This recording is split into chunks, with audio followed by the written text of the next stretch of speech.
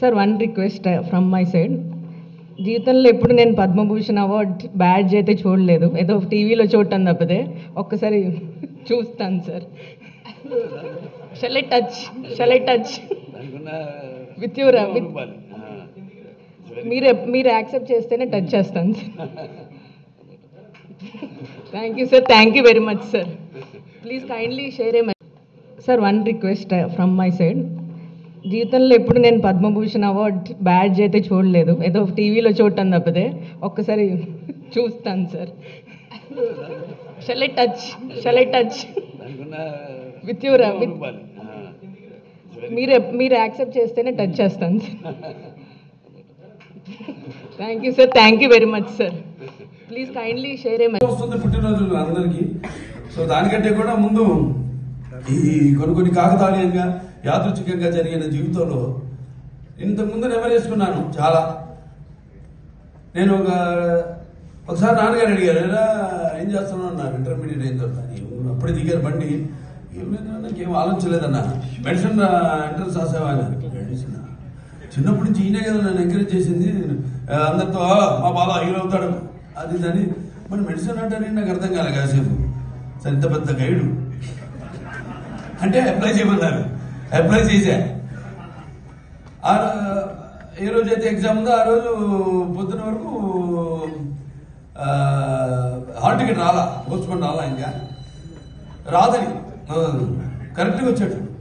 ఒక అరగంట ముందు ఎంట్రన్స్ టైంకి ముందు, ఎగ్జామ్కి ముందు 10 నిమిషాల ముందు, ఒక అరగంట ముందు వచ్చి హాల్ టికెట్ అని ఇచ్చాడు. అబ్బా ఎక్కడ రైడు, రామేశ్వరం పోయినా శనీశ్వరం అన్నట్టు అది తీసుకుని ఇక తప్పలా వెళ్ళి ఎంట్రన్స్ ఎగ్జామ్ ఏం రాస్తాం, కళ్ళు మూసుకుని ఏబిసిడీలు ఉంటాయి, అలా కళ్ళు మూసుకుని టక్కని వెంటనే దేని మీద పెన్ను ఉంటా ఇదే అని రాసేసి అలా అలా అలా సరే సినిమాల్లో నటిస్తూ సింహ సినిమాలో ఒక డాక్టర్ క్యారెక్టర్ మొదటిసారి నేను జీవితంలో వేసింది.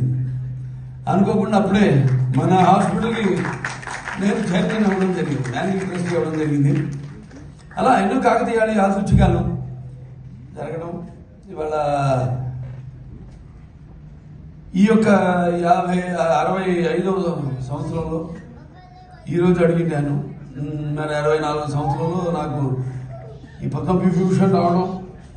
అలాగే నేను ఇండస్ట్రీలో 50 సంవత్సరాలు పూర్తి చేసుకోవడం హీరోగా ప్రపంచంలో ఎవరు లేదు.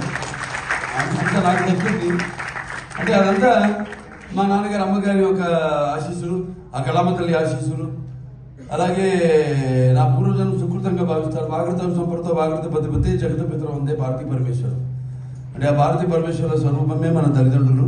కనిపించే కళ్ళ ముందు కనిపించే అంటే నా గాయత్ర పరమంత్రం నమాతు పరదేవత నా హరే పరతస్త్రాత నామృత పాతకం పరం. ఇది తల్లి ప్రార్థన. యస్మాత్ పార్థవిద్యా ప్రాదుర్భూత భక్తి గురుణ సంతృమాంసి శాస్త్రం తస్మై సర్వజ్ఞ మూర్తి పిత్రే. ఇది తండ్రి